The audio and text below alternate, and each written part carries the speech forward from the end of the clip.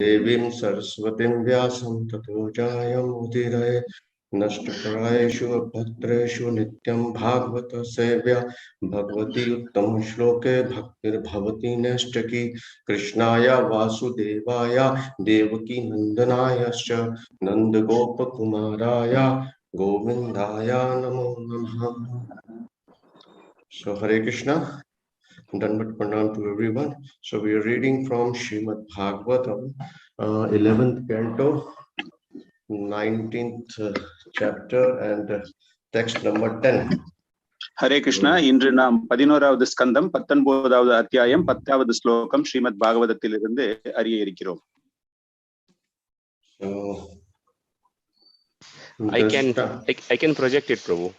No, I'm reading from this my book. No problem. daṣṭaṁ janam sampatitam bile smin kālāhinā kṣudra-sukhoru-tarṣam samuddharainaṁ kṛpayāpavargyair vacobhir aසිñca mahā-anubhāva. daṣṭaṁ, bitten, janam, the person, sampatitam, hopelessly fallen, bile, in the dark hole, asmin, this kāla of time, ahinā, by the serpent, kṣudra, insignificant, sukha, having happiness, and tremendous, traṣam, hankering, samuddhara, please uplift, enam, this person, kṛpayā, by causeless mercy, apavargyair, that awaken one to liberation, vacobhir, by your words, āsiñca, please pour, mahā-anubhāva, O Almighty Lord. So translation, O Almighty Lord, please be merciful and uplift this hopeless living entity who has fallen into the dark hole of material existence, where the snake of time has bitten him. In spite of such abominable condition, the poor living entity has tremendous desire to relish the most insignificant material happiness. Please save me, my Lord, by pouring down the nectar of your instructions, which awaken one to spiritual freedom. Purport. Material happiness, so much cherished by the non-devotees, is here compared to a dark hole filled with poisonous snake. In material life, there is certainly no clear understanding of one's ultimate identity, of God or of the universe. Everyone is vague and dark. In material life, the poisonous snake of time is always threatening, and at any moment, our near and dear one will be killed by the mortal fangs of the serpent. Ultimately, we ourselves will also be bitten and killed by the poisonous effect of time. The word sampatitam indicates that the fall down of the living entity is complete. In other words, he cannot get up again. Shri Uddhava therefore appealed to the Lord to be kind to these poor fallen souls, humbly represented by his own self. If one receives the Lord's mercy, then even without any further qualification, one can go back to home, back to Godhead. And without the mercy of Lord Krishna, the most learned, austere, powerful, wealthy, or beautiful man will be pathetically crushed by the material world's material of illusion, machinery of illusion. The Supreme Personality of Godhead, as described here, is mahā-anubhāva, or the greatest, most powerful, and the most merciful personality, whose influence extends everywhere. The Lord's mercy is manifest in the form of his nectarian instruction, such as Bhagavad Gita and Uddhav Gita. Being spoken here, the word kṣudra-sukhoru-tarṣam reveals the irony of material existence. Although material happiness is kṣudra, or ridiculous and insignificant, our desire to enjoy it is tremendous. Our disappropriate hankering to enjoy dead matter is certainly an illusory state of mind, and it gives us constant desires, distresses, keeping us bound up in the dark hole of material existence. Every living entity put aside this false prestige based on ephemeral bodily qualification and appeal sincerely to the Supreme Lord Krishna for his mercy. The Lord hears every sincere appeal from even the most fallen souls, and effects of Lord mercy are wonderful. Although Gyanis, Yogis, and fruitive workers are laboriously endeavoring to achieve their respective goals, their position is precarious and uncertain. Simply by achieving the mercy of Lord Krishna, however, one can easily attain the highest perfection of life. If even one who is not great or pure devotee of Lord Krishna sincerely appeals to the Lord for his mercy, the Lord is sure to give it generously. Hare Krishna. Om Ajnana-timirānadhasya Jnānāñjana-śalākaya Chakshunamilitam Yena Tasmai Shri Guruve Namaha. Shri Chaitanya-manobhishtam sthapitam Yena Bhutale Swayam Rupa Kadamayam Dadati Swapadakantikam Vandeham Shri Guru Shri Utpat-kamlam Shri Guruvan Vaishnavamscha Shri Rupam Sagrajatam Sahagan Raghunath-mintam Tam Sajivam Sadvetam Savadhutam Parijan Sahitam Krishna Chaitanya Devam Radha Krishna Padam Sahitam Lalita Shri Shakhanti Mamsha He Krishna Karuna Sindhu Deenabandhu Jagatpate Gopesh Gopika Kant Radha Kant Namastute Tapta Kanchan Gaurangi Radhe Vrindavaneshwari Vrishbhanu Sute Devi Pranami Hari Priye Vamcha Kalpurubhekcha Kripa Sindhu Bevacha Patitarana Pavanebhyo Vaishnavebhyo Namo Namaha. Shri Krishna Chaitanya Prabhu Nityananda Shri Advaita Gadadhar Shri Vasadi Gaura Bhakta Vrinda Hare Krishna Krishna Krishna Hare Hare Hare Ram Ram Ram Hare Hare.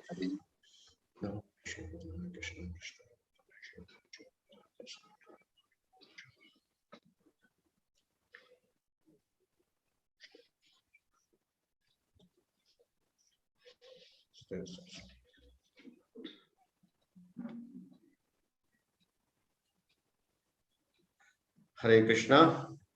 So,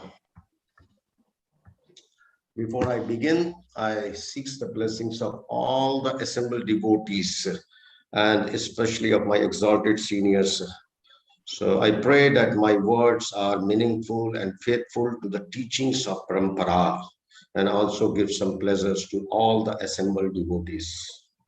Hare Krishna. இந்த நிகழ்ச்சியை துவங்குவதற்கு முன்பு இந்த நிகழ்வில் கலந்து கொண்டுள்ள அனைத்து பக்தர்களும், குறிப்பாக மூத்த ஆன்மீக சகோதரர்களினுடைய மரியாதையையும் அவர்களுடைய பிரார்த்தனை, அவர்களுடைய பராமரிப்பு அனைத்தையும் நான் உங்களிடமிருந்து கேட்டு வாங்கிக் கொள்கிறேன்.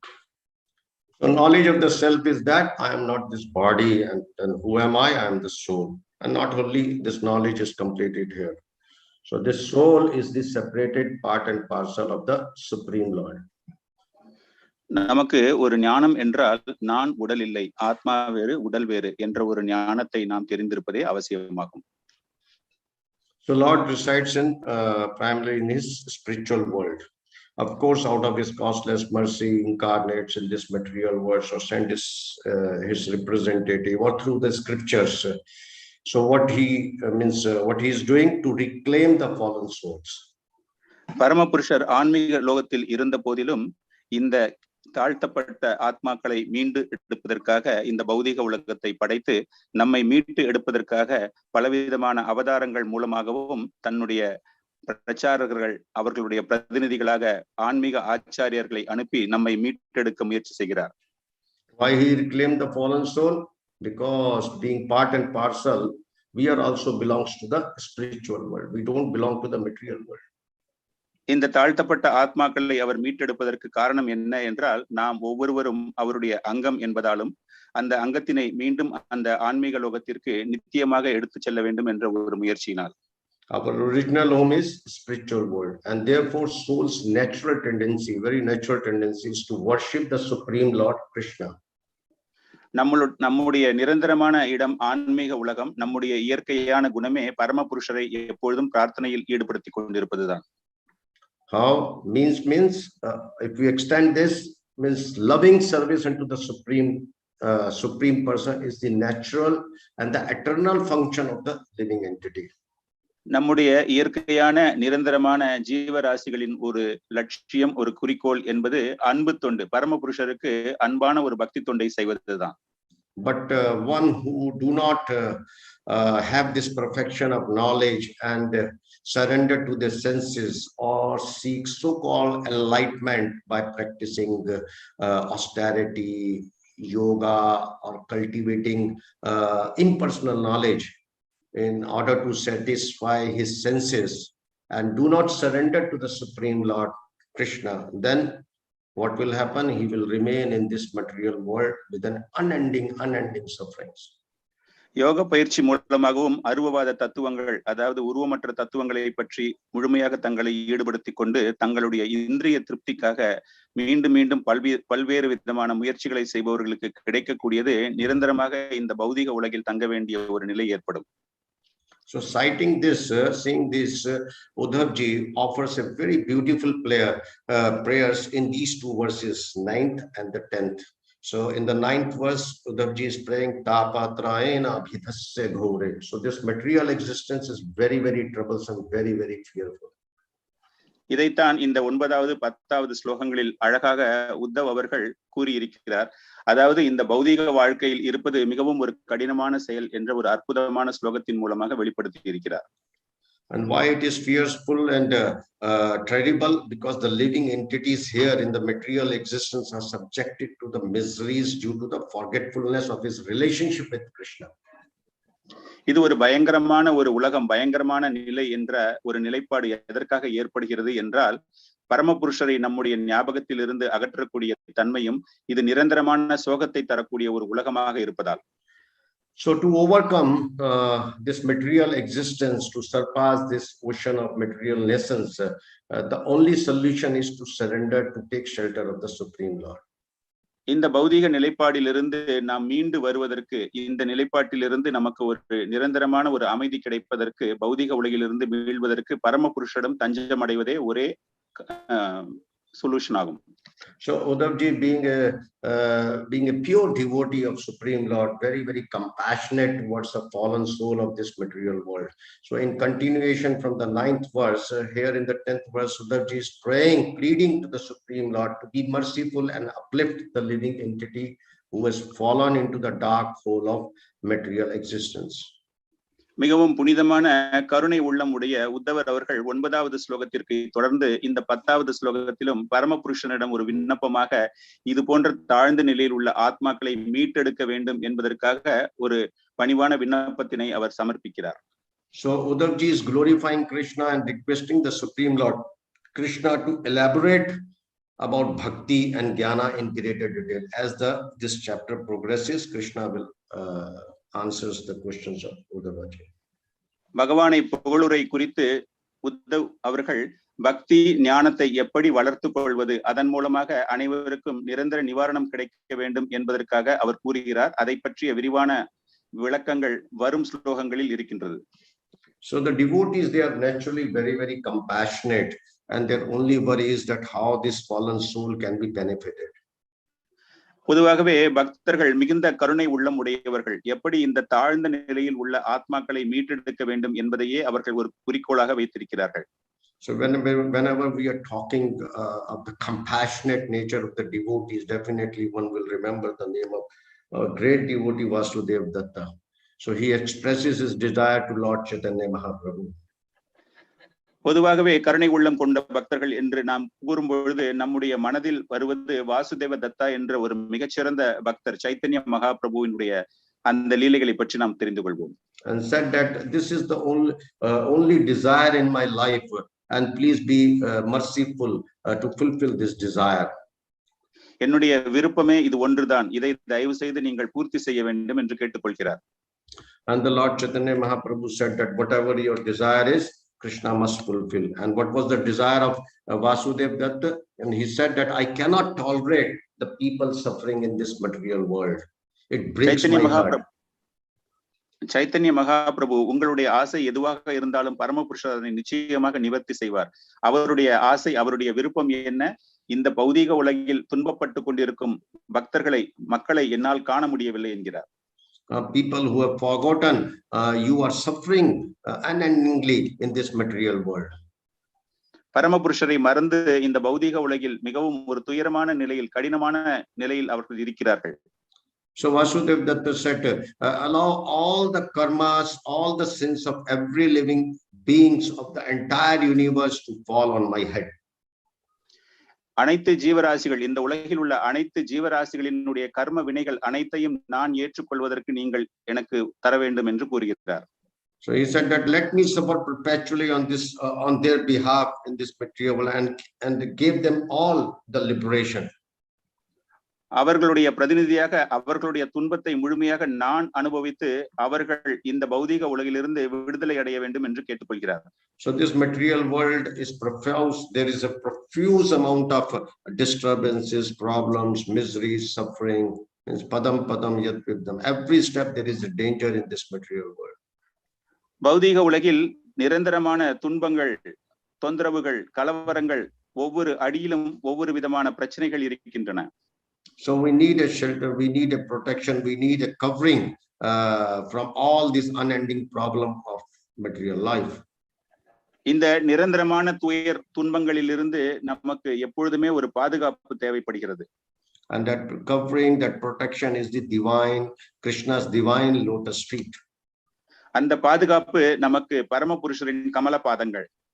And if one endeavor to take the shelter of the lotus feet of Krishna, then very easily one can destroy the distress of miseries of the materialist existence very easily, destroy this samsara very easily. எவர் ஒருவர் பரமபுருஷரினுடைய தாமரை பாதங்களில் தஞ்சம் அடைகிறார்களோ அவர்களுக்கு இந்த சம்சாரம் என்கிற இந்த பௌதிக துன்பங்களிலிருந்து நிரந்தரமான ஒரு விடுதலை கிடைக்கின்றது. And if the living entity does not get attracted to Krishna, like many times you must have heard from Srila Prabhupada's lecture, Krishna bhuliya jiva bhogavaancha kare jhaputi pache maya adhare. Then Krishna is putting a curtain over their eyes, the curtain of illusionary energy, the maya, the curtain of maya. Srila பிரபுபாதர் கூறுவது போல ஜீவராசிகள் பரமபுருஷனுடைய நினைவில் இல்லாமல் இருக்கும் பொழுது பரமபுருஷர் அவர்களுக்கு மாயா என்ற ஒரு திரையினை மறைத்து அவர்கள் பரமபுருஷரை அணுகாதபடி அந்த நிகழ்வு நடைபெறுகிறது. And because of this, they see the people in the material world, they see everything separated from Krishna, and then they think that Krishna is illusion. இதன் விளைவாக பரமபுருஷரை மறக்கும் நிலையில் உள்ள அந்த பக்தர்கள் அவர்கள் பார்க்கக்கூடிய ஒவ்வொரு நிகழ்ச்சிகளுமே பரமபுருஷர் கிருஷ்ணரிலிருந்து தனிப்பட்டது என்றும் கிருஷ்ணர் ஒரு மாயை என்ற ஒரு நினைவிற்கு அவர்கள் செல்கிறார்கள். And Krishna has instructed in Bhagavad Gita chapter 4 that ye yatha mam prapadante, as each living entity wants to act towards me, I reciprocate accordingly. நான்காவது அத்தியாயம் பகவத்கீதையில் பரமபுருஷர் கூறுகிறார், ஜீவராசிகள் எந்தெந்த வகையில் என்னை அணுகுகிறார்களோ அதற்கு ஏற்றார் போல நானும் அவர்களை அணுகுகிறேன் என்று கூறுகிறார். So whatever the state of mind or mentality is regarding me, I reciprocate. If somebody loves me, I reciprocate actively. If somebody wants to be enemy, then I reciprocate accordingly. எந்தெந்த மனநிலையில் அவர்கள் என்னை அணுகுகிறார்களோ அதே மனநிலையில் நானும் அவர்களை அணுகுவேன். அவர்கள் ஒரு அன்பு பரிமாற்றத்தோடு என்னிடம் வரும்பொழுது நானும் என்னுடைய அன்பை அவர்களோடு பரிமாறுகிறேன். என்னை எதிரியாக யார் நோக்குகிறார்களோ நானும் அவர்களை எதிரியாக நோக்குகிறேன் என்று கூறுகிறார். So if someone denies Krishna's existence, the Lord will give him the intelligence that he can deny him. எவர் ஒருவர் பரமபுருஷர் இல்லை என்ற ஒரு நிலையை மறுத்து நினைக்கிறார்களோ அவர்களுக்கு அந்த மறுப்பினையும் அவர் தருகிறார். So the point is that so whatever the living entity wants, Krishna tries to fulfill it. நாம் இங்கு பார்க்க வேண்டியது ஜீவராசிகள் எந்த நிலையில் பரமபுருஷரை அணுகுகிறதோ அந்த முறையில் அவர்களுக்கு அது திரும்ப தரப்படுகிறது என்பதை நாம் உணர வேண்டும். So the first we will try to find out that what happened that the living entities not attracted towards Krishna. So yeah. நாம் முதலில் தெரிந்து கொள்வோம் ஜீவராசிகள் எதனால் பரமபுருஷரிடம் கவரப்படவில்லை என்பதை தெரிந்து கொள்வோம். So they do not desire to be attracted, and seeing their desire Krishna put them in illusion. காரணம் அவர்களுக்கு பரமபுருஷன் ஒரு மாயை என்பதால் அவர் மீது அவர்களுக்கு ஒரு விருப்பம் ஏற்படவில்லை. So the fact Krishna has narrated in this in the Bhagavad Gita, naham prakasha sarvasa yogamaya samvrataha mudho yamna bhijananti lokamam ajan avyam. So because I place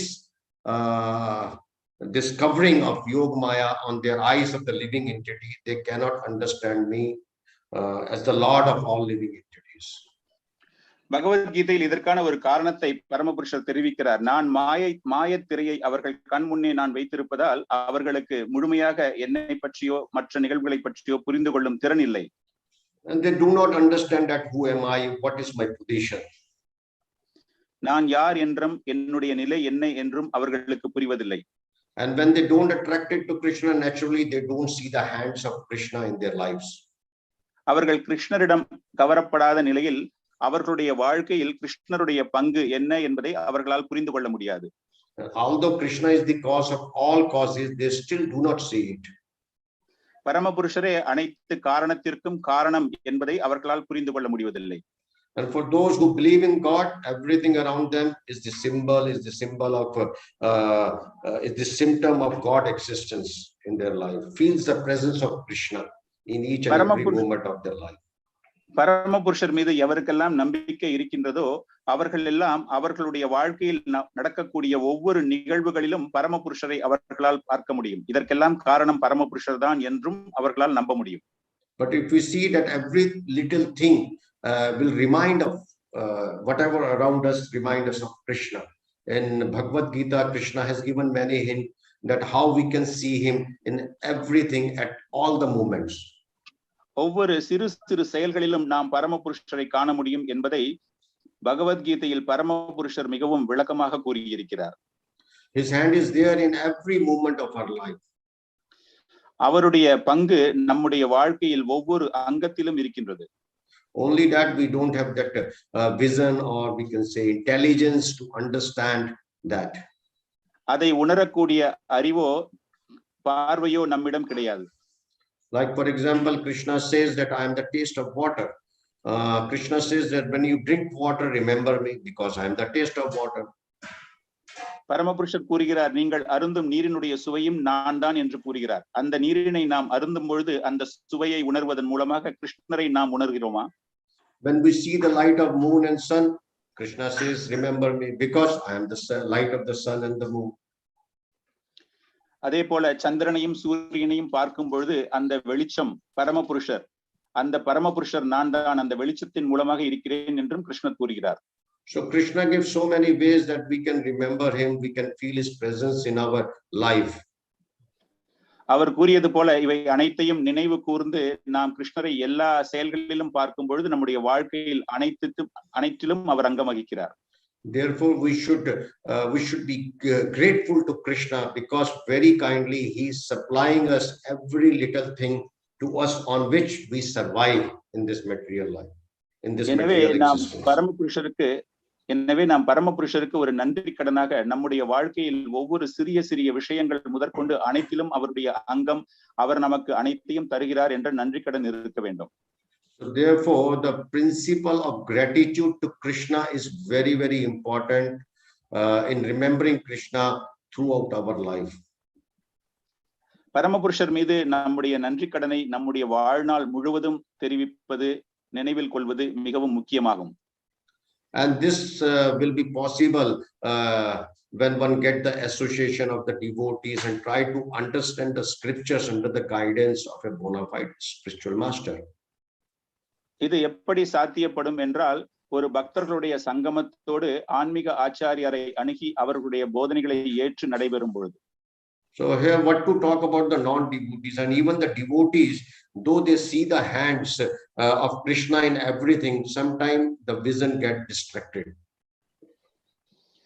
அபக்தர்கள், பக்தர் அல்லாதவர்களுடைய நிலை எப்படி இருக்கும்? பக்தர்களே ஒரு சில நேரங்களில் பரமபுருஷனுடைய அங்கத்தை உணர முடியாத நிலையில் இருக்கும் பொழுது அபக்தர்களுடைய நிலை எப்படி இருக்கும்?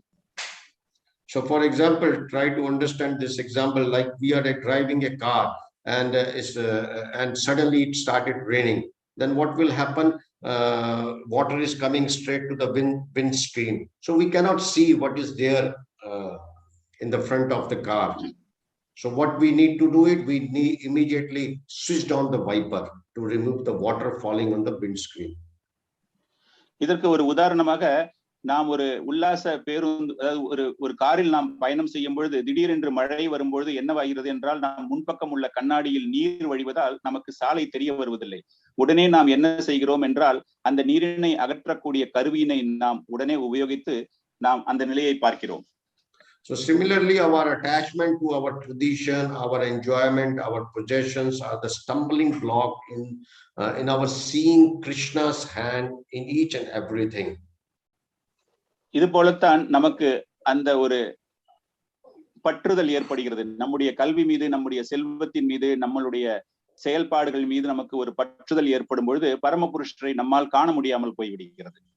And therefore, when Krishna presents himself to us through his various opulences, through his instructions, we cannot perceive his presence. எனவே பரமபுருஷர் பல்வேறு விதமான ஒரு ஐஸ்வர்யங்கள் மூலமாக அவரை பிரதிபலிக்கும் பொழுது நம்மால் அதை உணர முடிவதில்லை. So the scripture says that we see but we don't see it. So we try to understand with this with one example, one story I will narrate. சாஸ்திரங்கள் கூறுகின்றன நமக்கு காண்பிக்கும் போது கூட அதை நம்மால் பார்க்க முடியவில்லை என்று. இதை ஒரு சிறிய நிகழ்வு மூலமாக, ஒரு கதை மூலமாக நான் விவரிக்கிறேன். So there was one king who was a very great devotee of the Supreme Lord Krishna, Ananya Bhakta. So he was serving with great love and affection and without desiring any material thing, anything. ஒரு ஊரில் ஒரு ராஜா ஒருவர் இருந்திருக்கிறார். அவர் பரமபுருஷனுடைய பரம பக்தர், அனன்ய பக்தர். அவர் தனக்கென்று எந்த ஒரு விருப்பமும் இல்லாமல் பரமபுருஷருக்கு எப்பொழுதும் சேவகம் செய்பவர். So pleased with his devotion, Lord gave his darshan to the king and asked the king for a boon. அவருடைய தீவிரமான ஒரு பக்தியின் விளைவாக பரமபுருஷர் அவருக்கு தரிசனம் தந்து என்ன வரம் வேண்டும் என்று கேட்கிறார். So the king was not a selfish person. He was a pure devotee of the Lord, and being a Vaishnava, he was parapurtukhi. So he told the Lord that you have gave me the darshan. What more I can ask from you? I am completely satisfied. சுயநலமற்ற அந்த அரசர், ஒரு வைஷ்ணவ உடைய நிலையில் இருப்பவர், அவர் மிகவும் சந்தோஷப்பட்டு நீங்கள் எனக்கு தரிசனம் கொடுத்திருக்கிறீர்கள், இதைவிட வேறு எனக்கு எது வேண்டும் என்று கூறுகிறார். So the king said, but I am feeling very, very sad for the citizen of my kingdom because they do not have any faith in you. Means they do not have any taste for devotion. என்னுடைய நாட்டு மக்களை நினைத்து எனக்கு மிகவும் வருத்தமாக இருக்கிறது. அவர்கள் யாருக்கும் உங்கள் மீது நம்பிக்கை கிடையாது, அவர்களுக்கு ஆன்மீகத்தின் மீது ஈடுபாடு கிடையாது என்று வருத்தப்படுகிறார். So seeing their distress of material life, my heart breaks. So what I wanted that if you really want to give me a boon, then please give your darshan to the citizen of my kingdom one time. அந்த மக்கள் அனைவரும் பௌதிகத்தில் இருப்பதால் என்னுடைய துன்பம், துயரம் அதிக அளவில் அவர்கள் பௌதிகத்தில் வருத்தப்படுவதை கண்டு என்னுடைய மனம் சுக்குநூறாக மாறி இருக்கிறது. தயவு செய்து அவர்கள் அனைவருக்கும் உங்களுடைய தரிசனத்தை தரவும் என்று கேட்டுக்கொள்கிறார். The king said that I am sure that this will change their life and they all become your devotees. உங்களுடைய தரிசனம் மூலமாக அவர்களுடைய வாழ்க்கையில் ஒரு பெரிய மாற்றம் ஏற்படும் என்று நம்புகிறேன். அவர்கள் அனைவரும் அதன் பிறகு பக்தர்களாக மாறக்கூடும் என்கிறார். And now here the point is that when one is not qualified, it is not possible to get Krishna's darshan so easily. இதில் நாம் தெரிந்து கொள்ள வேண்டுவது என்னவென்றால், ஒருவருக்கு தகுதி இல்லாத நிலையில் பரமபுருஷனுடைய தரிசனத்தை அவ்வளவு எளிதாக பெற முடியாது. And even you get the darshan when you are not qualified, then also it is not going to change so much. உங்களுக்கு அந்த தகுதி இல்லாத நிலையிலும் உங்களுக்கு தரிசனம் கிடைத்தாலும் உங்களிடம் ஒரு பெரிய மாற்றம் ஏற்படுவது என்பது சற்று கடினம். As Lord Chaitanya Mahaprabhu has mentioned that there were so many demons saw the Lord face to face. Ravana saw Lord Ramchandra, Hiranyaksha saw Lord Varahadev, Hiranyakashipu saw Lord Nrsimhadev, Shishupal, Salva, Duryodhan, and many other, they saw Lord face to face. But the point is that they didn't become the devotees of the Lord. Chaitanya Mahaprabhu கூறுவது போல, அரக்கர்கள் பகவானை தரிசித்த போதும் எந்த விதமான ஒரு மாற்றமும் ஏற்படவில்லை. குறிப்பாக ராவணன் ராமச்சந்திர பகவானை பார்த்தார், ஹிரண்யா வராக அவதாரத்தை பார்த்தார், ஹிரண்யகசிபு, சிசுபாலா ஆகியவர்கள் பார்த்த போதும் அவர்களுக்கு எந்த விதமான ஒரு மாற்றமும் ஏற்படவில்லை. So their feeling of anger, their feeling of hatred, their feeling of envy, their feeling of ego didn't go away. அவர்களுடைய கோபம், அவர்களுடைய அகங்காரம், தான் என்ற அகந்தை, இது எதுவுமே அழிவதில்லை. So the main point is that which I want to say, that the point is that darshan of the Lord is fruitful when our heart is ready to see him. When our heart is full of devotion to Krishna, then the darshan became actually fruitful.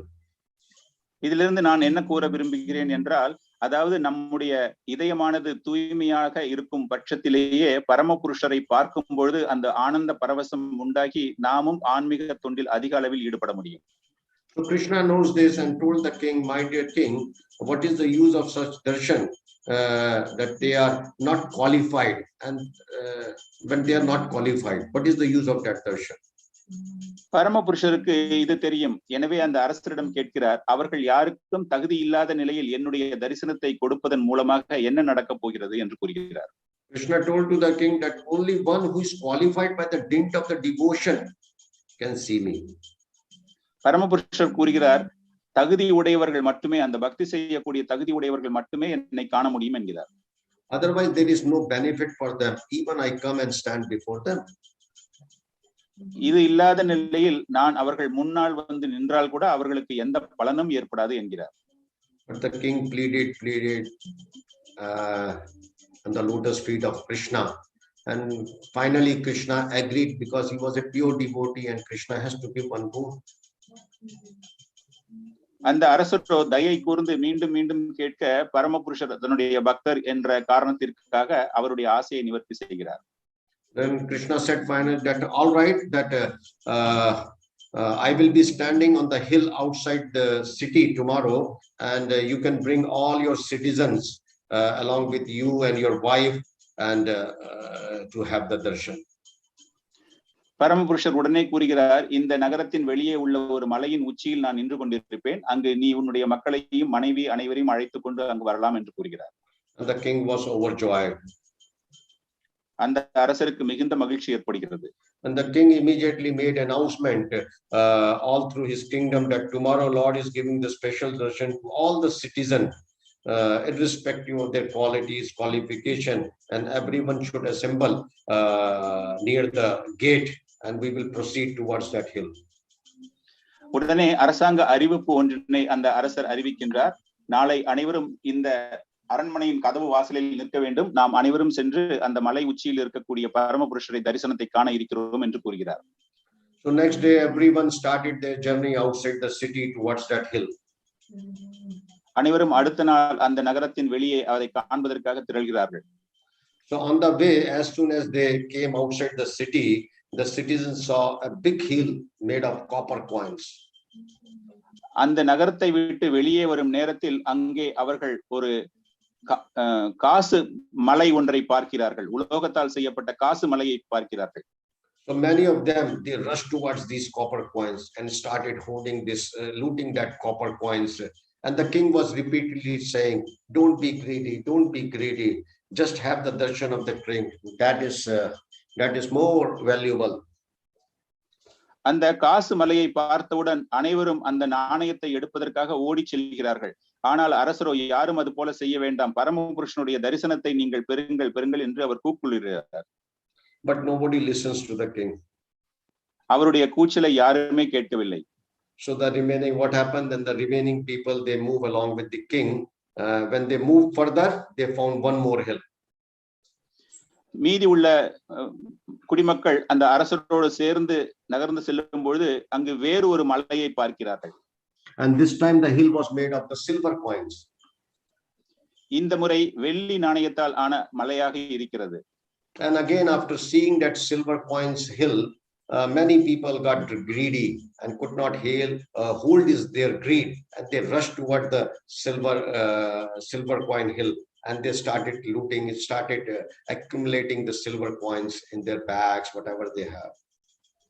அந்த வெள்ளி நாணயத்தை பார்த்தவுடன் பேராசை அவர்கள் மனதில் எழும்ப, பேராசை உணர்ச்சியோடு அனைவரும் விரைந்து சென்று முடிந்த அளவு அந்த வெள்ளி நாணயத்தை அவர்கள் எடுக்க துவங்கினார்கள்.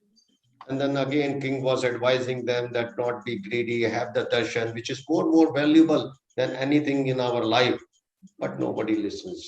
மீண்டும் அரசர் அனைவருக்கும் போதிக்கிறார். தயவு செய்து அனைவரும் வாருங்கள், இதைவிட மிக உயர்ந்த பொக்கிஷம் நமக்கு கிடைக்க இருக்கிறது, பகவானை தரிசிப்போம், வாருங்கள் வாருங்கள் என்று மீண்டும் கூப்பிடுகிறார். So then the remaining people, they move along with the king, and when they move further, they found another hill. மீதமுள்ள குடிமக்கள் அரசனோடு சேர்ந்து வரும்பொழுது அங்கு மீண்டும் வேறு ஒரு மலையை பார்க்கிறார்கள். And this time the hill was made of the gold coins.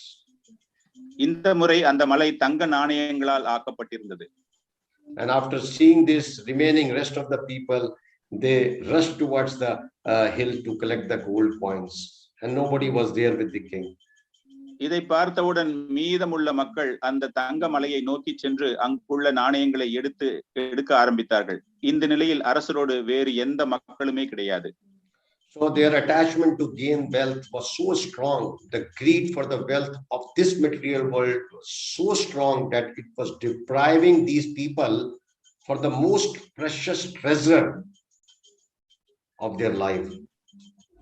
அவர்கள் அனைவருக்குமே எப்படியாவது பொக்கிஷங்களை சேர்க்க வேண்டும் என்ற ஒரே ஒரு ஆசை இருந்ததால், இந்த பௌதீக வாழ்க்கையில் ஈடுபட்டு இருந்ததால் அவர்களுக்கு அதைவிட மிக அதிகமான பொக்கிஷமான பரமபுருஷரை தரிசிக்க வேண்டும் என்ற ஒரு எண்ணம் ஏற்படவில்லை. And the king was very, very disappointed. But what the king can do it? ஆனால் அரசருக்கு ஒரு பெரிய ஏமாற்றமாக அது மாறியது. அரசர் என்ன செய்ய முடியும்? Now the king understood that the devotion to Krishna cannot be come by force.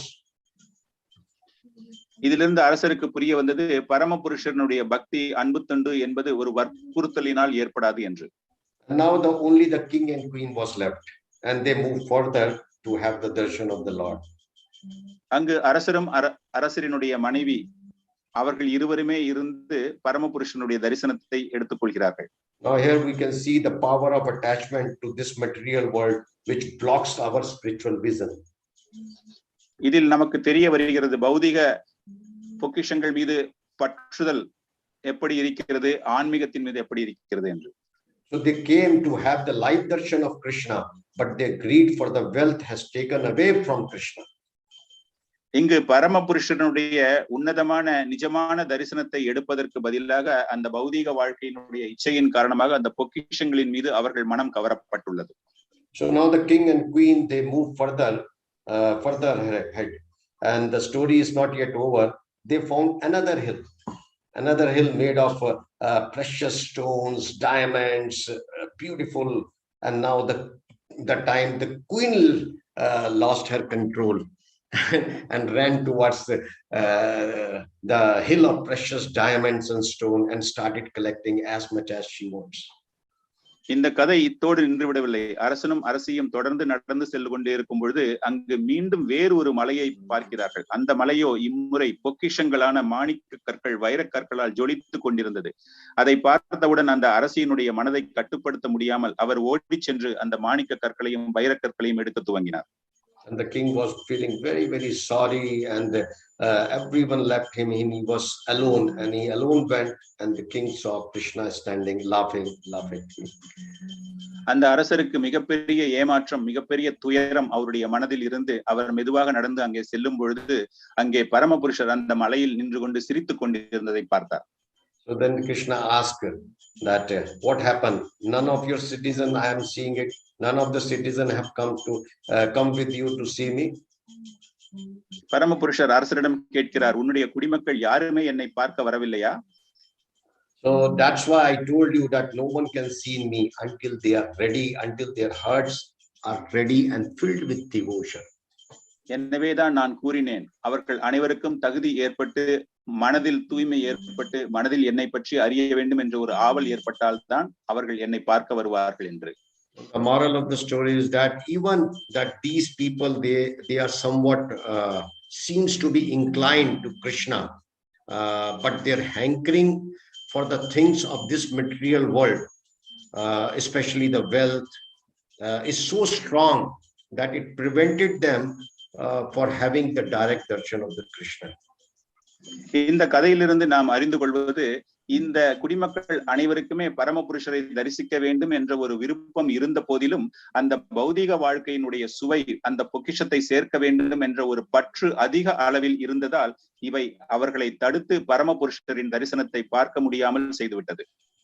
So then what to speak of indirectly experiencing the hands of Krishna in their life? இப்படி இருக்கும் பொழுது எதிர்மறையாக பரமபுருஷர் அவர்களுடைய நடவடிக்கைகளில் அங்கம் வகிக்கிறார் என்பதை எப்படி அவர்களால் உணர முடியும்?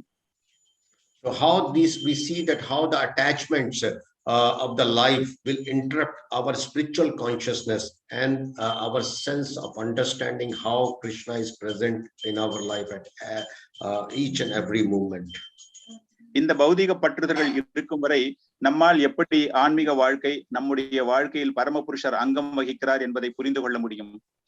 And Krishna says, instructed in Bhagavad Gita chapter 2, that bhogashvarya prasaktanam taya aprataha chesam vepsatmika buddhi samadhona vidyate.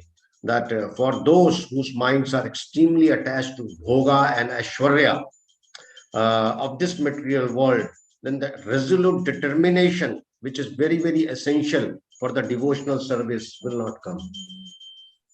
பரமபுருஷர் Bhagavad Gita 2வது அத்தியாயத்தில் போகேஸ்வரிய பிரசக்தானம் என்ற ஒரு ஸ்லோகத்தில் கூறுகிறார், எவர் ஒருவர் போகத்தின் மீதும் ஐஸ்வர்யத்தின் மீதும் அதிக அளவில் ஈடுபட்டுக் கொண்டிருக்கிறார்களோ அவர்களுக்கு என்னை காண வேண்டும் என்ற ஒரு திடமான நம்பிக்கை வராது என்று கூறுகிறார். Bhoga means enjoyment, and ashwarya means opulence, wealth, power, prestige of this material world. So if these two attachments are there, then it is very, very difficult to have a resolute determination, which is required, which is very, very essential for the devotional service. அனுபவிக்கும் ஆசை, இந்திரிய திருப்தி, பொக்கிஷங்களை அனுபவிக்க வேண்டும் என்ற இந்த இரண்டு செயல்பாடுகளும் இருக்கும் வரை பரமபுருஷரை காண வேண்டும் என்ற ஒரு திடமான ஆசையும் நம்பிக்கையும் அவர்களுக்கு ஏற்படாது. The more and more we accumulate, the more these things will distract us from Krishna. அதிக அளவில் இது போன்ற ஒரு இன்பத்தையும் பொருளையும் சேர்க்க சேர்க்க நமக்கு பரமபுருஷர் மீது ஈடுபாடு ஏற்படாது. Because we have that many things now to take care. காரணம் அந்த அளவிற்கு அதிகமான அளவில் நம்முடைய கவனம் வேறு திசையில் திருப்பப்பட்டிருக்கிறது. So now the point arises that how we can get rid of all these which are the hindrance in our spiritual life. இப்பொழுது நமக்கு ஒரு கேள்வி எழக்கூடும், இது போன்ற ஒரு நிலையை எப்படி நம்முடைய வாழ்க்கையில் இருந்து வெளியேற்றி ஆன்மீகத்தில் அதிக அளவில் கவனம் செலுத்த முடியும் என்று. In a very simple method we will try to understand this. மிகவும் ஒரு எளிமையான முறையை பற்றி நாம் இங்கு தெரிந்து கொள்வோம். So by doing our devotional practices regularly. So one very important verse which Srila Prabhupada many times used to quote from the Puranas, that satatam smartavya Vishnu vismartavya nachachit sarve vidhi nideshaha etayor eva kinkaraha. So the meaning is that always remember Krishna, and at any moment you should not forget him. இது செய்வது மிகவும் ஒரு எளிமையான முறையில் ஆன்மீக பயிற்சி என்றுதான் ஸ்ரீல பிரபுபாதர் அவர்கள் புராணங்களை மேற்கோள் காண்பித்து அவர் கூறுகிறார், எப்பொழுதும் கிருஷ்ணரை ஞாபகம் வைத்திருக்க வேண்டும், பரமபுருஷரை எப்பொழுதும் மறக்க கூடாது என்று. So in this verse, it is mentioned that all the rules and regulations given in the Vedic scriptures are simply servant of these two fundamental principles. இந்த ஸ்லோகத்தினுடைய சாராம்சமாக நாம் பார்க்கும் பொழுது அனைத்து சாஸ்திரங்களிலும் கூறப்பட்டுள்ள கருத்துக்கள், அனைத்து விதமான நியமங்கள் கூறப்பட்டுள்ளது எல்லாமே இந்த இரண்டு கருத்துக்கள், பரமபுருஷரை நினைவில் வைத்துக் கொள்வது, அவரை எந்த காலகட்டத்திலும் மறக்கக்கூடாது என்பதை பற்றிதான். I repeat that all the rules and regulations mentioned in the Vedic scriptures are simply the servants. They are the servants of these two fundamental principles, that always remember Krishna and never forget Krishna. அதாவது மீண்டும் இந்த நியமங்கள், சாஸ்திரங்களில் கூறப்பட்டுள்ள நியமங்கள் அனைத்துமே கிருஷ்ணருக்கு ஒரு தொண்டனாக, ஒரு சேவகனாக எப்பொழுதுமே அவரை நினைவில் வைத்துக் கொண்டு அவரை மறக்காமல் இருப்பதுதான். So now the point is that these two statements are one and together, and the same thing. Then why these two have been mentioned separately?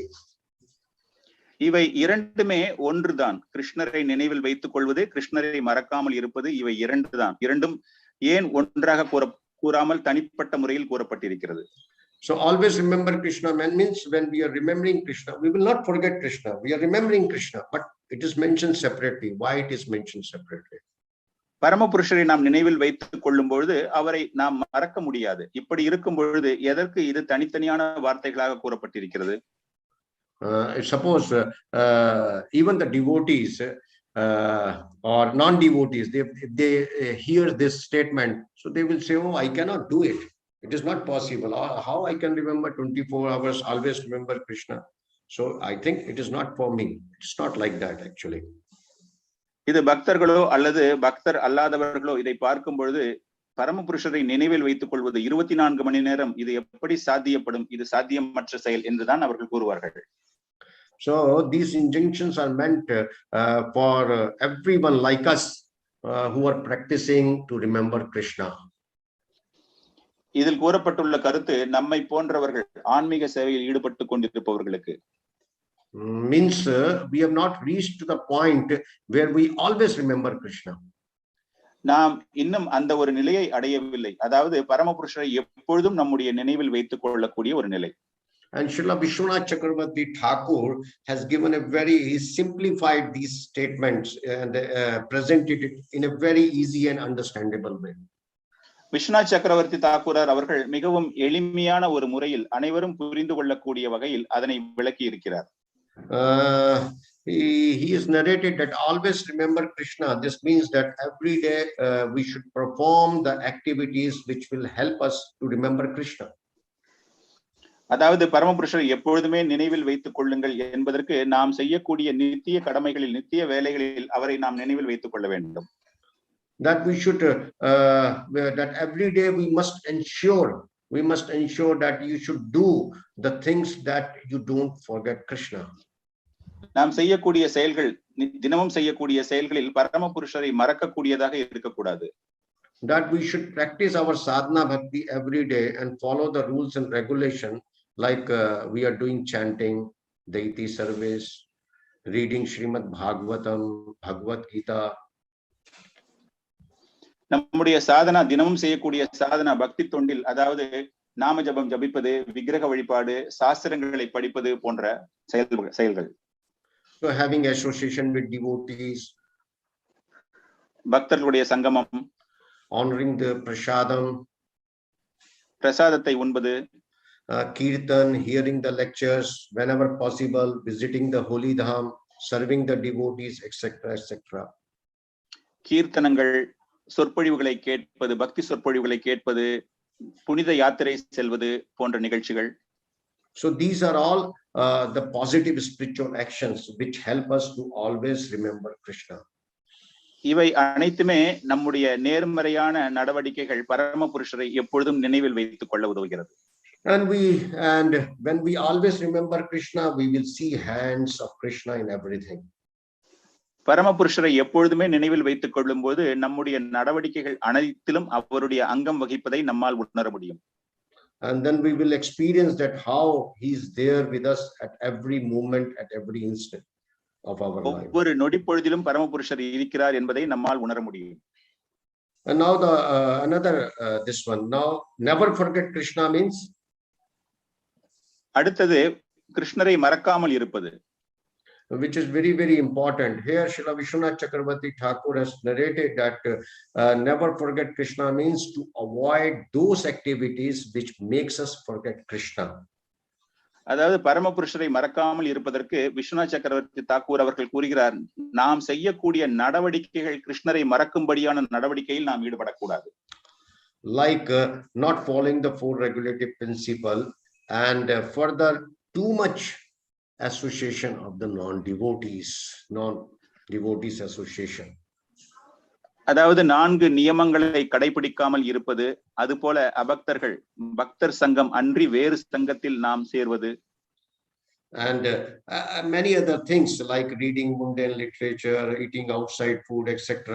But non-devotees association and breaking the four regulative principle, it makes us away from Krishna, and it helps us in fulfilling the statement of forgetting Krishna. இது தவிர லௌகீக புத்தகங்களை படிப்பது, வெளியே சென்று வேறு விதமான உணவு வகைகளை உண்பது, இவை அனைத்தையும் விட மிகவும் முக்கியமாக 4 நியமங்களை கடைபிடிக்காமல் நாம் பக்தர்களுடைய சங்கமம் இல்லாமல் இருப்பது மிகவும் ஒரு கிருஷ்ணரை மறக்கக்கூடிய தன்மையாக பார்க்கப்படுகிறது. So we must be sincere in practicing all these rules and regulations. நாம் மிகவும் உண்மையாக இந்த நியமங்களை நாம் நடைமுறைப்படுத்த வேண்டும், கடைபிடிக்க வேண்டும். So therefore our real wealth, our real opulence is the state of consciousness. நம்முடைய உண்மையான பொக்கிஷம் செல்வம் என்றால் நம்முடைய தூய்மையான உணர்வு. So what is that state of consciousness? That is Krishna consciousness. அந்த உணர்வு, அந்த புனிதமான நிலை என்ன? கிருஷ்ண பக்தி. And to keep it in the forefront of our life is the actual culture. நம்முடைய வாழ்க்கையில் இதனை ஒரு முன்னுரிமையாக வைத்திருப்பதுதான் நம்முடைய கலாச்சாரம். And when we are ignorant, when we are compromising our inner values, why we are compromising? For the purpose of the things of this material world, for the sense gratification, then we will miss the actual purpose of the human life. இதை அனைத்தையும் மறந்து நம்முடைய கொள்கைகளிலிருந்து விலகி நாம் பௌதீக இச்சையில் நம்மை ஈடுபடுத்திக் கொள்ளும் பொழுது இது போன்ற ஒரு பிரச்சனைகள் நமக்கு உருவாகிறது. And the actual purpose of the life is atah pumbhir dvichishreshta varna ashram vibhagasha swanu kitasya dharmasya samsiddhir haritoshanam. So whatever our occupation, whatever our status, but in the society, whatever we are, whatever we have, our minds, our words, my thoughts, my action, pleasing to our most beloved Lord Krishna and get the mercy of Krishna. நம்முடைய வாழ்க்கையின் மிகப்பெரிய லட்சியமாக நாம் சமுதாயத்தில் எந்த நிலையில் இருந்தாலும், எந்த கடமைகளை செய்து கொண்டிருந்தாலும், நம்முடைய வார்த்தைகள், நம்முடைய எண்ணங்கள் முழுமையாக பரமபுருஷரின் நினைவாகவே, அவரை பற்றி பேசக்கூடியதாகவே இருக்க வேண்டும். And there are 2 statements mentioned in the scriptures. One is Jiver Sarupoy Krishna Das, Nitya Krishna Das, and one is Krishna is the supreme enjoyer. 2 முக்கியமான வார்த்தைகள் சாஸ்திரங்களில் கூறப்பட்டிருக்கிறது. அதாவது நாம் எப்பொழுதுமே நித்தியமாக பரமபுருஷருடைய பக்தன், சேவகன் என்றும், பரமபுருஷரே கிருஷ்ணரே பரமபுருஷர் என்பதை நாம் உணர்வது. That we are the eternal servant of the Supreme Lord and Krishna is the supreme enjoyer. நிரந்தரமாக நாம் பகவானினுடைய தொண்டன் என்றும், கிருஷ்ணரே அனைத்தையும் அனுபவிக்கக்கூடிய பரமபுருஷர் என்றும். So the deeper and the simplest meaning to understand practically is that our eternal nature is to serve him with love, because Krishna only enjoys love. ஒரு ஆழமான எளிமையான புரிதல் என்றால் நாம் பரமபுருஷருக்கு எப்பொழுதுமே சேவகம் செய்து அவருடைய அன்பு. காரணம், பரமபுருஷர் நமக்கு அவருக்கு தொண்டு செய்வதை ஒரு அன்பாக ஏற்றுக்கொள்கிறார். And Krishna does not enjoy the things. பரமபுருஷர் வேறு எதையும் அவர் ஆசைப்பட்டு ஏற்பதில்லை. Krishna only enjoys the love. அவர் நம்முடைய அன்பை மட்டுமே ஏற்றுக்கொள்கிறார். நாம் அவருக்கு எதை அர்ப்பணிக்கிறோமோ என்பதை பற்றி அவர் பார்ப்பதில்லை. And this fact Krishna has explained many times, and particularly in this shloka, very famous 9.26 patram pushpam phalam toyam yome bhakta prashyati. So here Srila Prabhupada has mentioned that what is the meaning, that if one offers me with love and devotion a leaf, a flower, a fruit, a flower, I will accept it. So, பரமபுருஷர் இதை பல நிலைகளில் கூறியிருக்கிறார். குறிப்பாக மிகவும் ஒரு அருமையான இந்த ஸ்லோகமான பத்ரம் புஷ்பம் என்ற ஸ்லோகத்தில் அவர் கூறுகையில், அன்போடு எவர் ஒருவர் சிறு துளி நீரோ அல்லது மலரோ அல்லது துளசியோ எனக்கு தந்தாலும் நான் அதை ஏற்றுக்கொள்வேன் என்று. So here bhakti is mentioned twice. Why it is mentioned twice? In order to emphasize that bhakti, the love, the devotion, service is the only means to approach Krishna. இங்கு பக்தி என்பது 2 முறை கூறப்பட்டிருக்கிறது. காரணம் என்பது அந்த அன்பு தொண்டு, அந்த பக்தி தொண்டு பரமபுருஷருக்கு நாம் எப்படி செய்கிறோம் என்பதை புரிந்து கொள்வதற்காக. So Krishna is not in need of anything from anyone. பரமபுருஷருக்கு யாரிடமிருந்து எந்த விதமான தேவையும் உதவியும் தேவையில்லை. Since he already possesses everything, he is self-sufficient. காரணம் அவரிடம் அனைத்தும் இருக்கிறது, முழுமையாக அனைத்தையும் அனுபவித்துக் கொண்டிருக்கிறார்.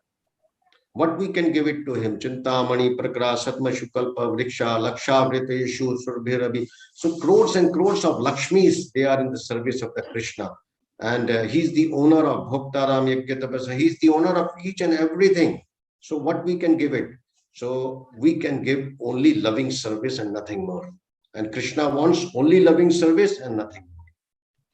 பரமபுருஷருக்கு நம்மால் எதை தந்து விட முடியும்? லட்சக்கணக்கான லட்சுமி தேவிகள் அவருக்கு சேவகம் செய்து கொண்டிருக்கிறார்கள். அனைத்தையும் அனுபவிக்க கூடியவர், அனைத்தையும் அவர் தன்னிடம் வைத்துக் கொண்டு தன் வசம் வைத்துக் கொண்டிருக்கும் நிலையில் உள்ள அவருக்கு நம்மால் தரக்கூடியது வெறும் அன்பு மட்டுமே.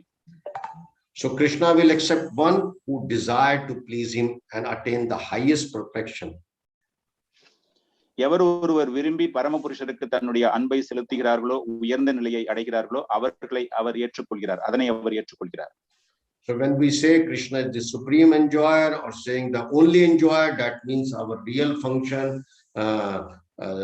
our real constitutional function is to love him and find real happiness in Krishna's greatness. கிருஷ்ணர் ஒரு பரமபுருஷர், அனைத்தையும்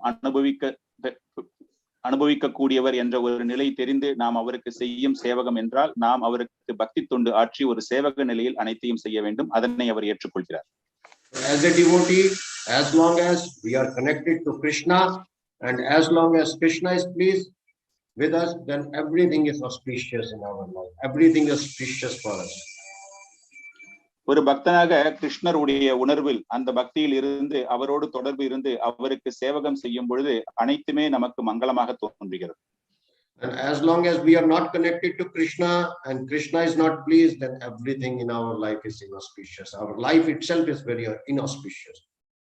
நாம் பரமபுருஷரோடு தொடர்பின்றி அவருடைய சந்தோஷத்திற்காக எந்த செயல்களிலும் ஈடுபடாமல் இருக்கும் பொழுது நம்முடைய வாழ்க்கையே நமக்கு அமங்கலமாக மாறி அனைத்து விதமான துயரங்களிலும் நம்முடைய வாழ்க்கை தள்ளப்படுகிறது.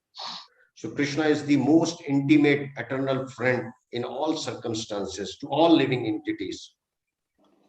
பரமபுருஷர் அனைத்து ஜீவராசிகளுக்கும் மிகவும் நெருங்கிய நண்பராக இருக்கிறார். And in this way one receives the mercy of the Lord. இந்த நிலையில் பரமபுருஷரின் கருணை ஒருவருக்கு கிடைக்கிறது. And if one receives the Lord's mercy, then even without further qualification one can go back home, back to Godhead.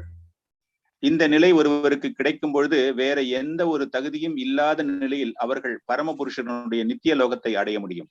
And without the mercy of Krishna, the most learned, austere, powerful, as it is mentioned, wealthy, beautiful, will be pathetically crushed by the material, by the machinery of illusionary energy, and this perpetually suffer in this material world unendingly. பரமபுருஷரின் இந்த கருணை இல்லாத நிலையில் ஒருவர்கள் பண்டிதனாகவும் தவசியாகவும் சக்தி வாய்ந்தவனாகவும் செல்வந்தனாகவும் அழகனாகவும் இந்த பொருளுரையில் கூறியது போல இருந்தாலும் அவர்களுக்கு இந்த பௌதீக உலகத்தில் துன்பங்களே கிடைக்கும். இந்த பௌதீக உலகத்தினால் அவர்கள் நசுக்கப்படுவார்கள்.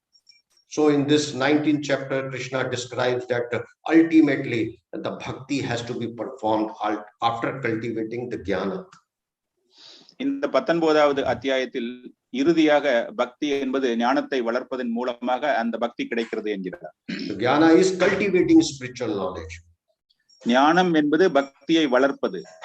One may develop the knowledge of various things in this material world to live properly in this world, but all that knowledge is relevant to the soul. ஒருவர் இந்த பௌதிக உலகத்தில் வாழ்வதற்காக பல்வேறு விதமான அறிவுகளை பெறக்கூடும். அவை அனைத்துமே எதற்குமே பிரயோஜனமற்றதாகி விடுகிறது. So as long as the soul is within the body to conduct the life, one has to develop so many knowledges in order to live properly, to take care of the body. இந்த உடலில் ஆத்மா இருக்கும் வரை இந்த வாழ்க்கையை பராமரிப்பதற்காக பல்வேறு விதமான ஞானங்களை ஒருவர்கள் பெறக்கூடும். But after all, one has to relinquish all that knowledge to achieve. Why to relinquish all the knowledge? To pursue, to achieve a higher goal. And what is that higher goal? Devotion to the Supreme Lord. அது போன்ற பெற்ற அறிவினை அவர்கள் புறக்கணித்து அதன் பிறகு ஆன்மீக உலகத்தை செல்வதற்கான ஞானத்தை பெற வேண்டும். அதுவே வாழ்க்கையின் உயர்ந்த லட்சியமாகும். So ultimately, what is more beneficial for the soul, for us, for all the living entity in this material world is this spiritual knowledge. ஆத்மாவிற்கு மிகவும் உயர்ந்த ஒரு அறிவு என்பது அந்த ஆத்மா நிரந்தரமாக பரமபுருஷரை அடைவதற்காக பெறக்கூடிய ஞானமே ஆகும். This is knowledge about the Supreme Lord, Nama, Rupa, Guna, Leela, Dhamma of Krishna, and to enter the Supreme Lord's abode. பரமபுருஷரை பற்றிய ஒரு அறிவு நாமத்தின் மூலமாகவும் ரூபத்தின் மூலமாகவும் அவரை பற்றி தெரிந்து கொண்டு அவருடைய நிரந்தரமான லோகத்திற்கு செல்வது. So the Supreme Lord Krishna is the goal of the Bhakti Yoga. So the highest realization can be attained only by practicing the Bhakti Yoga. பக்தி யோகத்தின் மிகவும் உச்சமான ஒரு நிலை பரமபுருஷரை பற்றி தெரிந்து கொண்டு அவருடைய லோகத்தை அடைவது. Hare Krishna. Hare Krishna, Hare Krishna, Krishna Krishna, Hare Hare, Hare Ram, Hare Ram, Ram Ram. Thank you so much, Ajita Prabhu. You're talking about miseries, Prabhu, and those miseries, I'm just telling my experience yesterday. Because of, just few hours of rain, it stranded so many people, including me, just to travel few kilometers, we had to spend like 5 hours yesterday. So it's absolutely miserable. And it comes so quick. So I have some questions, Prabhu, on the chat. I see. So Swarnamadha Prabhu has a question. Prabhu, you mentioned that one should be qualified to take darshan of Supreme Lord. One is qualified to take darshan of the Supreme Lord. Can you hear me clear, or is it breaking? Yeah. Now I am hearing it. However, okay, I'll repeat the question. One should be qualified to take darshan of the Supreme Lord. However, Lord Chaitanya Mahaprabhu distributes love of Godhead even to the most sinful and unqualified like Jagai and Madhai. How do we understand this? Yeah. Hare Krishna, இந்த கேள்வி உங்களுடைய சொற்பொழிவில் நீங்கள் பரமபுருஷருடைய தரிசனம் கிடைப்பதற்கு தகுதி வேண்டும் என்று கூறினீர்கள். ஆனால் சைத்தன்ய மகாபிரபுவோ தகுதியற்ற அனைவருக்கும், குறிப்பாக ஜகாய் மதாய் போன்ற மிகவும் கீழ்த்தரமானவர்களுக்கும் தன்னுடைய தரிசனத்தை கொடுத்தார். இதை எப்படி புரிந்து கொள்வது? So that is the difference between Krishna and Chaitanya Mahaprabhu. He is most merciful. He is more merciful than Krishna. So ultimately that if our heart is not ready to receive Krishna, the means that is contrary to that story I have mentioned it. That if our heart is not filled with devotion to receive Krishna, even if Krishna is present. So that example in Chaitanya Bhagavat, Lord Chaitanya Mahaprabhu has given related to some context. So that I have put it. But Chaitanya Mahaprabhu is most merciful than Krishna. That's why he's giving. He's not only Krishna, he's Radha Krishna. So he's more merciful than Krishna, and he's giving everyone without any qualification to everyone the love of God. That's why I remember I was hearing a lecture of in Hindi. I used to forget the name. Radha Raman Maharaj or Radha Govind Maharaj.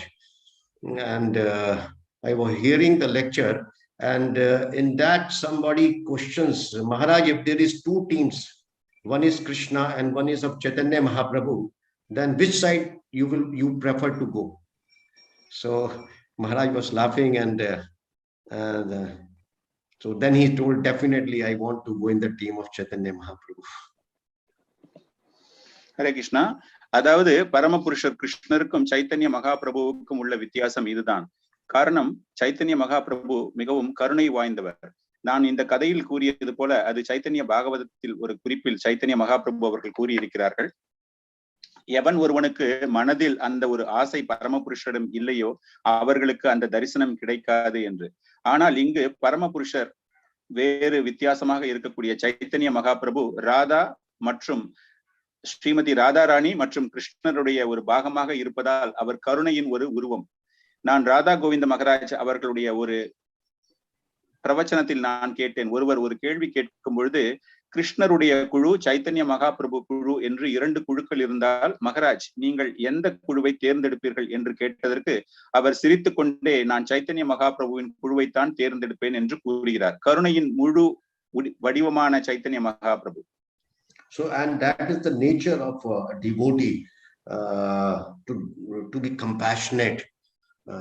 And this is the necklace of a devotee, to be jivadaya, to compassionate on the fallen soul. And they don't see any qualities or something. But if you come, definitely we are distributing mercy to everyone. But we see how many have taken this mercy, because their heart is not ready, and their attraction towards the material life is so much, their sense gratification is so much, that they didn't able to receive mercy. இதுதான் பக்தர்களுடைய ஒரு குணநலம். அவர்கள் ஜீவதயா என்ற ஒரு ஆபரணத்தை அணிந்து கொண்டிருக்கிறார்கள். அவர்கள் தகுதி எதையுமே பார்க்காமல் அனைவருக்குமே அந்த ஒரு பக்தியினை பரப்ப வேண்டும் என்று மிகவும் ஆவலாக இருக்கிறார்கள். ஆனால் எத்தனை பேர் இந்த பக்தியை ஆவலோடு ஏற்றுக்கொள்கிறார்கள்? முடியாது. காரணம், அவர்களுடைய மனம் முழுமையாக பௌதிகத்திலும் பௌதிக இச்சையிலும் ஈடுபட்டு கொண்டிருப்பதால் அவர்களால் அதை ஏற்றுக்கொள்ள முடியவில்லை. So until and unless you don't have the compassion, you cannot able to preach. And that I have seen practically very means from the very nearly, that Guru Maharaj, whenever he is talking to someone, he has so much compassion that he was compassionately preaching when he was in the deathbed. Means he was suffering for life, and he was there in the immediately after the 12 hours of operation, and he came to his senses after 24 hours, and then within 3 or 4 days he was preaching to a nurse, and he asked to give a clicker, she will chant. அதாவது இந்த கருணை ஒருவருக்கு நாம் தராத பட்சத்தில், இந்த பக்தர்கள் இந்த கருணையை அவர்களுக்கு வழங்காத பட்சத்தில் அந்த போதனை என்பது செய்யவே முடியாது. நடைமுறையில் நாம் இதை பார்த்திருக்கிறோம். நம்முடைய ஆன்மீக ஆச்சாரியர் எவ்வளவு கருணை வாய்ந்தவர். அவருடைய போதனை, அவர் எந்த விதமான ஒரு துன்பத்தில் இருந்தாலும் அந்த கருணையே அவருடைய வடிவமாக இருக்கிறது. அவருக்கு ஒரு அறுவை சிகிச்சை நடந்த போது அவ்வளவு துன்பத்தில் இருந்த அவர் 12 மணி நேர அறுவை சிகிச்சைக்கு பிறகு 24 மணி நேரத்திற்கு பிறகு அவருக்கு உணர்வு ஏற்பட்ட போது 3வது நாளில் அவரை கவனித்து வந்த ஆட்களுக்கு அந்த நாம ஜபத்தை எப்படி ஜபிப்பது, அதற்கான ஏற்பாடுகளை செய்யுங்கள் என்று கேட்டுக்கொண்ட அளவிற்கு அவருடைய கருணையை நாம் அங்கு பார்க்கிறோம். See, our heart is like a stone, and our sadhana is there to melt that heart, a stone like heart. And when it is melt with the devotion, it can only melt with the devotion, practicing our sadhana bhakti. And then when it melt, then we are able to receive Krishna. நம்முடைய இதயம் என்பது ஒரு பாறாங்கல்லை போன்று கடினமான நிலையில் இருப்பது. நம்முடைய பக்தி சாதனை செய்வதன் மூலமாகத்தான் அந்த கல்லை நம்மால் உருக்க முடியும். பக்தி செய்யும் பொழுது அந்த கருங்கல் போன்ற இதயமானது உருகி அந்த பக்தியை ஏற்று பரமபுருஷரை தரிசிக்க ஒரு வாய்ப்பை தரும் அளவிற்கு நம்முடைய மனதும் மாறுகிறது.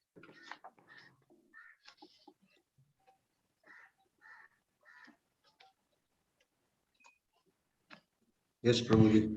Thank you, Prabhu. I have few more questions, Prabhu. Thank you so much. One second. Srinivas Nitai Prabhu has posted a question. Not only those who are attached to enjoyment, we find that even those who are suffering do not take to pure devotion. Despite so much suffering, they do not want to do devotion. Why is it like that? What is the remedy?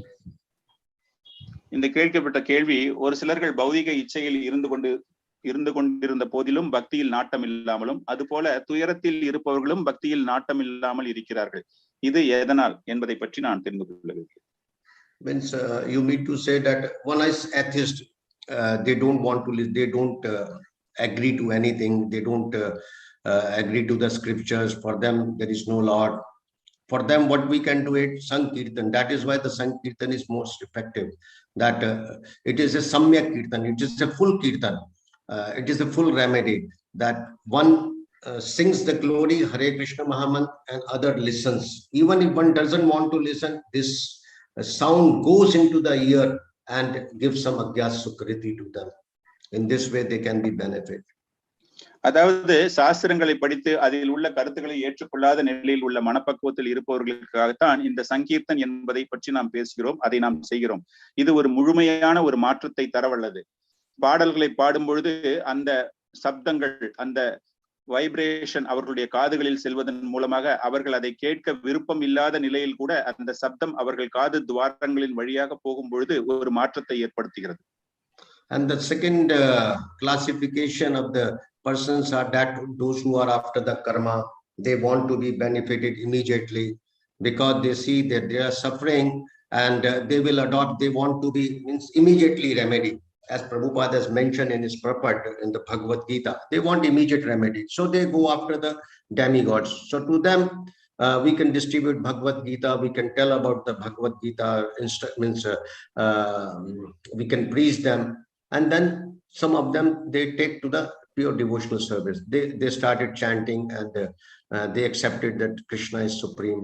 So that's why they are our customer for the preaching.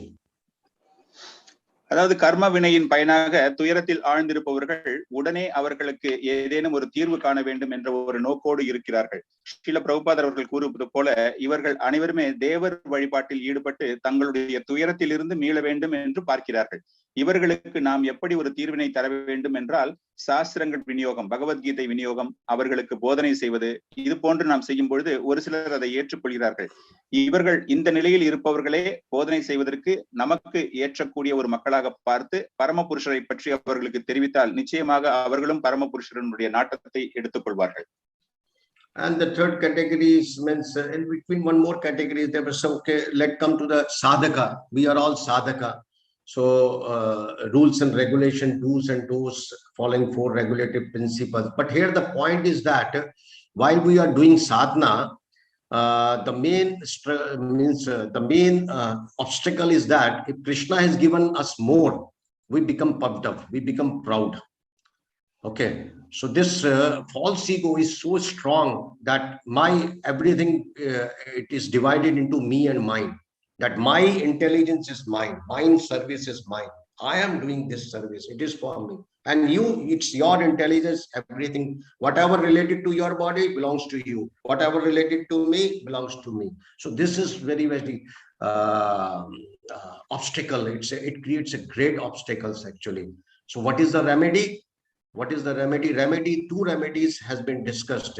One is in Srimad Bhagavatam, in the 4th canto, where Narad Muni instructed to Dhruv Maharaj. He has given, he is saying that if you find someone who is more qualified than you, then you should be very, very pleased. It's a mercy of Krishna. So take the knowledge. Don't be envious. So the second point is that if Krishna has given less, then we become envious, we become jealous, and we become frustrated in our life. So these are the 2 situations. One situation, I repeat, one situation is that if Krishna has given us more, we become puffed up, we become proud. If Krishna has given us less intelligence or less whatever it is, less wealth, whatever it is, so we become jealous of others. Okay, so the remedy is that Narad Muni is giving to Dhruv Maharaj. If you find someone more qualified, take the gyan. You should be very, very pleased that you have an opportunity to receive from someone. And if you come across with the less qualified, then you should be compassionate. You should be compassionate, not be puffed up. Try to help him, to uplift him in the spiritual life. And if you meet someone who is equal to you, then have a friendship. So this is one remedy. And second remedy, Krishna is given in the Bhagavad Gita 5.29. Bhoktaram yagya tapasya sarvaloka maheshwaram ishwara. So what happened that in that everything belongs to Krishna. The main principle for the devotees, everything belongs to Krishna. If we have our property, our intelligence belongs to Krishna. That should be our mood. That Krishna has given this intelligence to serve him, but actually it belongs to Krishna. Our property belongs to Krishna. Our wealth belongs to Krishna. Jiver Sarupa and Nitya Krishna Das. This body belongs to Krishna. We don't belong anything else. We don't have anything else of us. So why should we should be puffed up? So this envious and puffed upness is the major obstacle for the devotees. So these are the two remedies. If we work on that, if we follow our sadhana properly, and if we help everyone to uplift in the spiritual life, and if we stay away from this ego, false ego, enviousness, hatred. Envious is the biggest problem, actually, enviousness. I was hearing one lecture of Radhanath Maharaj, and Maharaj told that definition of devotee is who is envious free, who is not envious. And this he was quoting from Srila Prabhupada's. So, and this enviousness is a greatest slur on the head of a devotee, actually. And that's why it's a major obstacle that we cannot progress in our spiritual life. So these are the three things for the non-devotees, for the atheists, for the middle, for the karmis, for the devotees, for the sadhakas. So how we can be benefited. Hare Krishna. அதாவது இதில் ஒரு சாதகா பயிற்சி செய்வதன் மூலமாகவும் 4 நியமங்களை நாம் நடைமுறைப்படுத்துவதன் மூலமாகவும் நம்முடைய பக்தியானது வளர்கிறது. இது போன்ற ஒரு நிலையிலிருந்து நாம் தள்ளப்படுகிறோம். நம்முடைய 2வது வகையான மக்களை பற்றி நாம் பார்த்தோம். இதற்கு முக்கியமான ஒரு காரணம் என்னவென்றால் அகந்தை. நான் செய்வது அனைத்துமே என்னால் செய்யப்பட்டிருக்கிறது என்றும், வேறு ஒருவர் செய்யும் பொழுது இது நீ செய்தா இது உன்னுடையது, நான் செய்தேன் இது என்னுடையது என்று நம்முடைய ஆற்றலை முழுமையாக நான் என்ற ஒரு அகந்தையில் பரமபுருஷர் நமக்கு ஏதேனும் கொடுத்தால் கூட அதை உடனே நாம் அதை ஒரு பெரிய பாகமாக அதன் மூலமாக நம்முடைய அகங்காரத்தை நாம் வளர்த்துக் கொள்கிறோம்.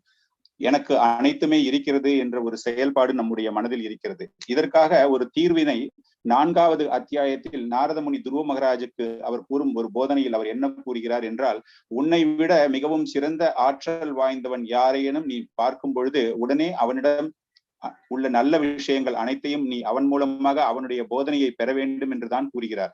ஆனால் நாம் நம்மை விட மிகவும் குறைந்த நிலையில் உள்ள ஒருவரை பார்க்கும் பொழுது நாம் அவர் மீது முழுமையான ஒரு கருணையை செலுத்தி அகங்கார நிலை எதையுமே எடுத்துக்கொள்ளாமல் நாம் அவருக்கு அனைத்தையும் தெரிவிக்க வேண்டும். 3வது வகையாக நமக்கு சமமாக ஒரு அறிவுத்திறன் கொண்ட ஒரு பக்தரை நாம் பார்க்கும் பொழுது அவரோடு ஒரு நல்ல ஒரு நண்பனாக நாம் பழகி கருத்து வேற்றுமை எதுவுமே இல்லாமல் நாம் அந்த கருத்துக்களை ஏற்றுக்கொள்ள பழகிக்கொள்ள வேண்டும். பகவத்கீதையில் பரமபுருஷர் கூறுவது போல அனைத்துமே நம்முடைய அறிவு, நம்முடைய ஆற்றல், நம்முடைய சொத்து, நம்முடைய செல்வம், நம்முடைய உடல் அனைத்துமே பரமபுருஷருடைய சொத்து தானே தவிர நாம் தனியாக அனுபவிக்க வேண்டும், நம்முடைய ஒரு புத்திசாலித்தனத்தால் அனைத்தும் நடைபெறுகிறது என்று நாம் நினைக்காமல் அனைத்துமே பரமபுருஷர் தந்ததன் விளைவாக நாம் அதை பயன்படுத்தி அவருக்காக நாம் சேவகம் செய்ய வேண்டும். நமக்கு ஒரு மிகப்பெரிய ஒரு துயரமான ஒரு நிகழ்ச்சி என்னவென்றால் அனைவருமே மிகவும் எளிமையாக மிகவும் எளிதில் பொறாமை குணம், ஆத்திரப்படக்கூடிய குணத்தில் நம்மை நாம் தாழ்த்தி கொள்வதால் நம்மால் எந்த விதமான ஒரு சாதனையும் செய்ய முடியாமல் இது போன்ற ஒரு அவதிகளில் நாம் சிக்கிக் கொள்கிறோம். சாதனாவை மிகவும் திடமான ஒரு சாதனையை செய்து தாழ்ந்த நிலையில் உள்ள ஒரு பக்தர்களை மேல் நோக்கி எடுத்து வந்து நம்முடைய அகங்காரத்தில் இருந்து நாம் விடுபட்டு அந்த அகங்கார நிலை இல்லாமல் இருப்பதுதான் மிகவும் முக்கியமான ஒரு கருத்தாக பக்தர்களுக்கு பார்க்கப்படுகிறது. ராதாநாத் சுவாமி அவர்கள் பக்தர் என்றால் என்ன என்ற ஒரு விளக்கம் அளிக்கும் பொழுது, எவன் ஒருவன் போட்டி, பொறாமை, ஆத்திரம் இவைகளிலிருந்து விடுபட்டு தன்னுடைய தலையில் அதிக கணம், கர்வத்தை ஏற்றுக்கொள்ளாமல் இருக்கிறானோ அவன்தான் பக்தன் என்று கூறுகிறார். இது போன்ற இந்த 3 நிலையையும் அனுபவித்து நாம் இருந்தால் நிச்சயமாக இந்த துன்பங்களிலிருந்து விடுபட முடியும். Thank you, Prabhu. There is question from Kālāhinā Prabhu. The super parable shook me. It holds out no hope for me who is not steadfast in bhakti and often distracted by material fears and desires. In this distractive Kali Yuga, please provide some hope and tools to redeem myself. I wish to grow in devotion perceptibly and become immune to distractions. அதாவது பக்தியில் வளர்வதற்காக இந்த கலியுகத்தின் தாக்கத்தால் தாக்கப்பட்ட பல்வேறு விதமான ஒரு நிலைகளில் இருந்து விடுபட்டு பக்தியில் திடமாக தீவிரமாக எப்படி பங்கு பெறுவது? Yeah, Prabhu, that always have association, always be encircled with the association of devotees. That is the only remedy we have, and follow our sadhana which Srila Prabhupada has given us, chanting, Try to chant as attentively as possible. Try to give the first importance to the chanting in your daily routine. And then, and always be enthusiastic to serve the devotees, to serve the Lord, and never offend a devotee. So that is the biggest mistake we used to have when we are in the sadhaka level. So this is the greatest mistake, because offending a devotee, that is not pleasurable to Krishna. So to please a devotee means to please Krishna directly. So, and that offense will come when you think that you are a better devotee than him. So I asked this question from Maharaj, that what is the why, instead of, means when we know that Vaishnava Aparadha is the greatest aparadha, and still we involve in this. So Maharaj answered that because of the enviousness or envious nature, and we think that we are better than him. Then we started finding the faults in each and every devotee. So when you think that you are the lowest of the one, you have to, means you don't know anything. In that mood, you take up that Krishna consciousness, and in a mood of service and enthusiasm, the fire of enthusiasm should always be there. And I think we can practice, keep on practicing. Hare Krishna. அதாவது இதற்கான தீர்வு என்றால் மிகவும் முக்கியமான தீர்வாக பார்க்கப்படுவது பக்தர்களுடைய சங்கமம் மிகவும் முக்கியமானதாக பார்க்கப்படுகிறது. அது தவிர சாதனா, நம்முடைய நித்திய சாதனைகள், ஸ்ரீல பிரபுபாதர் அவர்கள் நாம் நாம ஜபத்தை ஜபிப்பது மிகவும் முக்கியம் என்று கூறுகிறார். முதல் முக்கியமான ஒரு செயல் நம்முடைய பக்தி தொண்டில் நாம் தவறாமல் அந்த நாம ஜபத்தை செய்வது, உற்சாகமாக பக்தர்களுக்கு நாம் உதவுவது, பகவானுக்கு சேவகம் செய்யக்கூடிய பக்தர்களுக்கு உற்சாகமான முறையில் நாம் அவர்களுக்கு ஆதரவு கொடுத்து அவர்களுக்கு நாம் உதவி செய்வது.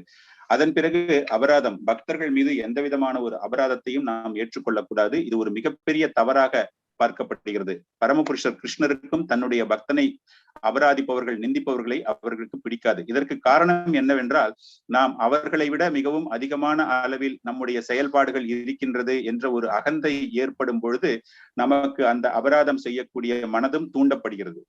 இந்த கேள்வியை நான் மகராஜிடம் கேட்ட பொழுது, எதற்காக அபராதம் செய்ய தூண்டப்படுகிறார் என்று கூறும்போது அவர் கூறியது, பொறாமை. நாம் செய்யும் செயல் மற்றவரை காட்டிலும் மிகவும் அழகாக இருக்கிறது, நன்றாக இருக்கிறது என்ற ஒரு நினைவு நம் மனதில் தோன்றும் பொழுது அந்த அபராத எண்ணமும் தோன்றுகிறது.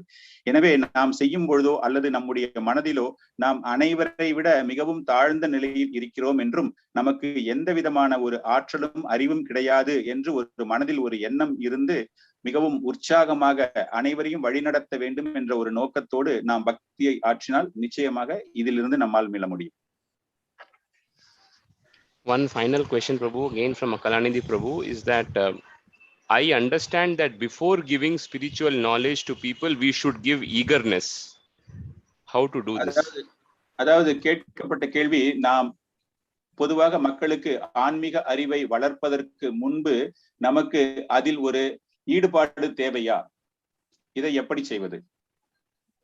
Yeah, you preached that all eagerness and everything, they will come. They are subordinate to everything when they start up taking the Hare Krishna Mahamantra, because this is the Yuga Dharma. So if they start taking up this, so everything then become purified. Then they will understand what is eagerness, what is this. So this is all subordinate. How you can give eagerness when they don't understand it? They have eagerness to serve the Maya. So they don't have eagerness to serve the Lord. So eagerness will come when they start chanting, when they start up the process. The process is to chant, to take up that Yuga Dharma. And then everything will be come in a clarity to them. அதாவது இந்த ஒரு உற்சாகம் என்பது ஒரு உப நடவடிக்கை தான். உப நடவடிக்கையை நம்மால் நேரடியாக தர முடியாது. இந்த கலியுக தர்மமான ஹரே கிருஷ்ண மகாமந்திரம், புனித நாமத்தை ஜபிக்க ஒருவருக்கு துவக்கம் ஏற்படும் பொழுது, அந்த ஞானத்தை முதலில் நாம் அவர்களுக்கு வழங்கும் பொழுது அந்த உற்சாகம் என்பது அந்த உப நடவடிக்கையாக அதுவாக வந்துவிடும். அவர்கள் மாயைக்கு தங்களுடைய சேவகத்தை தர வேண்டும் என்ற ஒரு உற்சாக நிலையில் இருக்கும் பொழுது ஆன்மீகத்திற்கு எப்படி அவர்கள் உற்சாகமாக வருவார்கள்? முதலில் இந்த கலியுக தர்மம் அவர்களுக்கு தரப்படும் பொழுது அதுவாகவே அந்த உற்சாகம் அவர்களுக்கு ஏற்பட்டுவிடும்.